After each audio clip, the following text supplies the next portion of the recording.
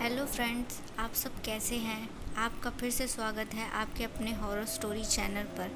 आइए चलिए फिर से एक नई और डरावनी कहानी की शुरुआत करते हैं।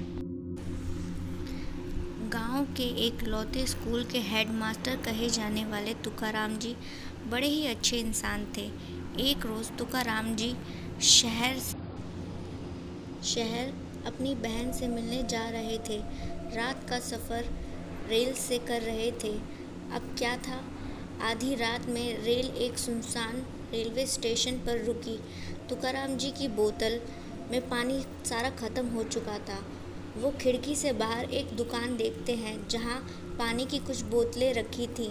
वो रेल से उतर गए और फिर वो क्या देखते हैं कि जिस दुकान को उन्होंने खुला देखा था असल में वो बंद थी। तुकाराम जी सोच में पड़ गए और खुद से कहते हैं, शायद मुझे ही देखने में कोई गलतफहमी हुई होगी। ऐसा सोच वो वापस से ट्रेन में चढ़ने लगे कि तभी उन्हें किसी की आवाज़ सुनाई दी। तो उन्होंने मुड़ के देखा, रेलवे स्टेशन के एक कोने में एक औरत बैठकर भीख मांग रही थी। तुकाराम जी ने अपनी जेब से कुछ पैसे निकाले और जाकर उस औरत को दे दिए कि तभी उनके कंधे पर पीछे से एक हाथ आया। तो वो चौंक कर पीछे देखते हैं। वो हाथ उनके दोस्त दिनेश का था। दिनेश भी उनके साथ शहर जा रहा था। दिनेश ने कहा, अरे भाई, तुम यहाँ क्या कर रहे हो? रेल चलने वाली है, जल्दी चलो। और फिर दोनों फटाफट वापस से रेल में चढ़ गए और जाकर अपनी सीट पर बैठ गए कि तभी दिनेश ने कहा, आखिर तुम वहाँ कर क्या रहे थे?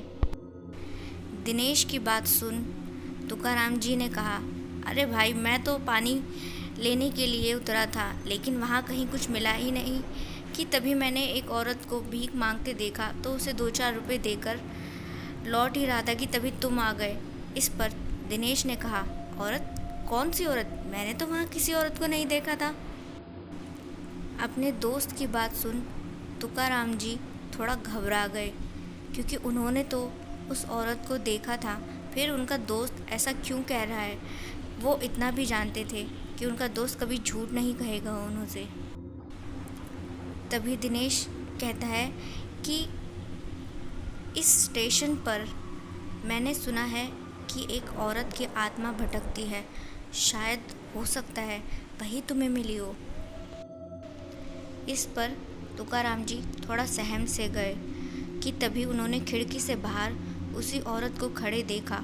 उसका रूप पहले से बड़ा ही डरावना और भयानक हो चुका था कि तभी उन्होंने देखा ट्रेन चल पड़ी है।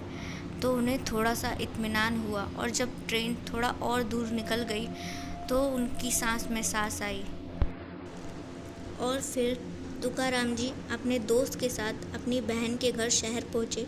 तो उन्होंने अपनी बहन को भी स्टेशन वाली बात बताई। तो उनकी बहन ने कहा, चलो कोई बात नहीं, आपकी जान बच गई, यही काफ़ी है। और इस तरह हमारी आज की ये कहानी ख़त्म होती है।